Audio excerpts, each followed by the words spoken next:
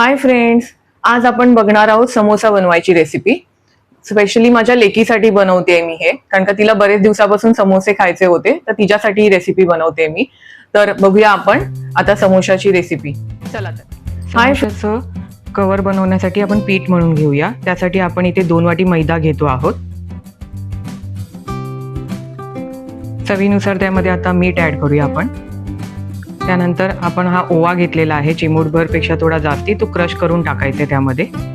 आणि 3 ते 4 चमचे तूप टाकायचं आहे त्यामध्ये. आता हे सगळं तूप आपण मिक्स करून घेऊया. व्यवस्थित मिक्स करून घ्यायचं. सगळ्या मैद्याला ते चांगल्या रीतीने सगळं लागलं पाहिजे, पूर्णपणे ते लागलं पाहिजे. आपण मळून मळून ते पूर्ण घ्यायचं आहे. बघू शकता आपण, हे असं एकत्र झालं पाहिजे. आपण दाबून बघायचंय आणि ते पूर्ण हाताने असं एकत्र एकजीव झालं पाहिजे. अशा याने ते पिठाला सगळीकडे लावून घ्यायचे आणि मग थोड्या पाण्यामध्ये हळूहळू आपण ते पीठ मळून घ्यायचं आहे. घट्टसर असं ते पीठ मळून घ्यायचं आहे. आपण चपातीसाठी जसं मळतो ना तसं नाही, त्यापेक्षा घट्ट मळायचं आहे पीठ.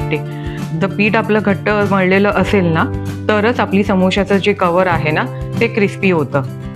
तुम्ही बघू शकता, थोडा वेळ लागतो आणि जोर पण द्यावा लागतो जरा मळताना ते, पण तसंच घट्ट मळायचं ते, तरच समोशाचं कवर आहे ते खूप चांगलं होतं.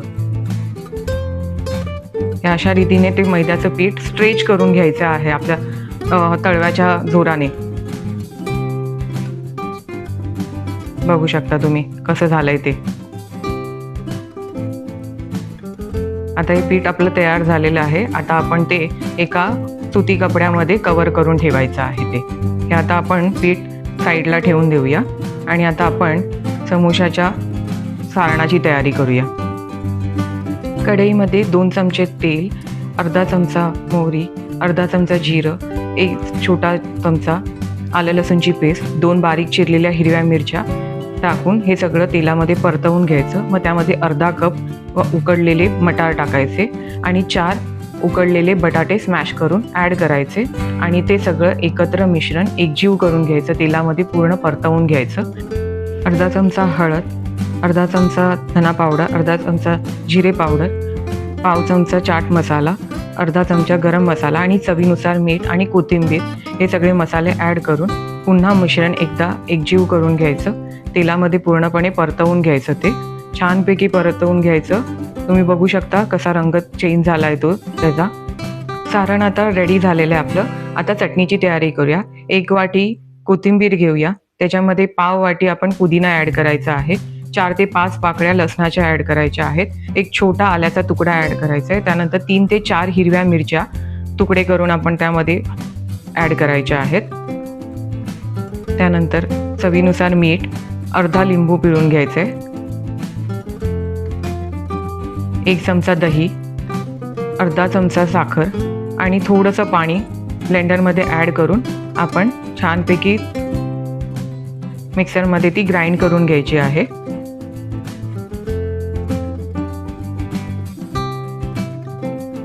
चटणी आपली आता रेडी झालेली आहे. ती पण आपण बघू शकता, तिचा कलर कसा हिरवागार आलेला आहे तो, कारण का आपण थंड पाणी ॲड केलेलं होतं त्यामुळे. समोसा बनवायला आपण आता सुरू करूया. सारण पण आपलं आता थंडगार झालेलं आहे. पीठ पण आपण आता पुन्हा एकदा छानपैकी मळून घेऊया आणि मग त्याचे छोटे छोटे गोळे करून आपण समोशाचं कवर बनवण्यासाठी ते लाटून घेऊया. लाटताना ते आपण त्याला पीठ अजिबात लावायचं नाही आहे, असेच लाटायचे आहेत ते. आधी थोडे गोल लाटून घ्यायचे आणि मग त्यानंतर आपण त्याला असं लांबसर लाटायचे. पूर्ण आपण चपातीला जसं गोल लाटतो तसं नाही लाटायचे, थोडे लांबट आकाराचे लाटायचे ते पारी त्याची. बघू शकता तुम्ही इथे कसं मी लांबट आकार केलेला आहे त्याचा. आता त्याला मधून बरोबर 2 पार्टमध्ये त्याला कट करून घ्यायचे. सुरीच्या साहाय्याने त्याला कटिंग करून घ्यायचे आपण.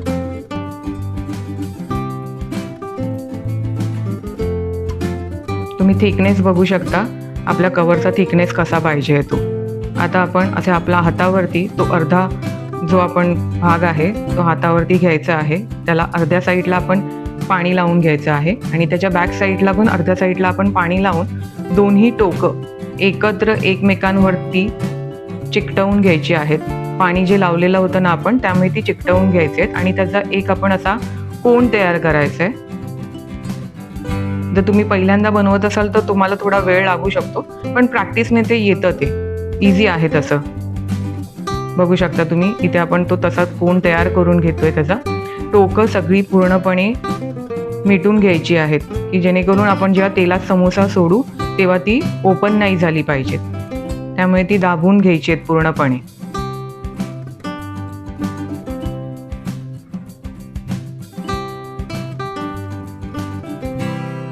बघा आपला कसा हा कोन तयार झालेला आहे. आता त्याच्यामध्ये आपल्याला सारण भरून घ्यायचं आहे. थोडं दाबून भरायचं आहे, कारण का ते खालपर्यंत गेलं पाहिजे, कोणाच्या शेवटच्या टोकापर्यंत गेलं पाहिजे ते. आता हे आपण असं भरलेलं सारण थोडं चमच्याने प्रेस करून घ्यायचं. ते जेवढं आपल्याला आवश्यक आहे तेवढं सारण त्याच्यामध्ये कवरमध्ये भरायचे ते. आणि आता वरच्या साईडने पण आपण पाणी लावून घ्यायचे. पूर्ण गोलाकार भागाला ते पाणी लावून घ्यायचं आहे. व्यवस्थित पाणी लावायचं आहे, अति पण नाही लावायचं आहे, पण जेणेकरून आपल्याला ती पूर्णपणे कवर बंद करता आलं पाहिजे, सील करता आलं पाहिजे. त्यानुसार आपण ते पाणी लावून एकमेकांना दाबून घेऊन ते सील पॅक करायचे, की तेलात ते सुटलं नाही पाहिजे. आणि अशा रीतीने आपल्या हातामध्ये समोसा उभा राहिला पाहिजे.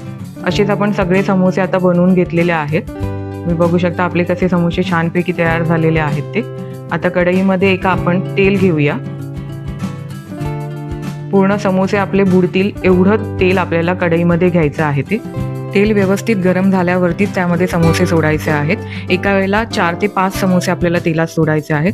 आणि आता गॅस आपल्याला स्लो करून ते 5 ते 7 मिनिटं आपल्याला फ्राय करून घ्यायचे आहेत. ते बघू शकता आपला गोल्डन ब्राऊन कलर आलेला आहे समोश्यांवरती. असा कलर आला म्हणजे समजायचं की आपले समोसे तयार झालेले आहेत. आता ते आपण एका गाळणीमध्ये काढून घेऊया, की जेणेकरून जे एक्सेस ऑइल असेल ते पण निघून जाईल. सगळे समोसे आपल्याला आता काढून घ्यायचे आहेत. बघा कसा छान कलर आलेला आहे आपल्या समोश्यांना. आता आपण ते एका टिश्यू पेपरवरती काढून घेऊया, की जेणेकरून बाकीचे जे ऑइल असेल तेही निघून जाईल. आणि आता उरलेले समोसे पुन्हा आपण फ्राय करून घेऊया.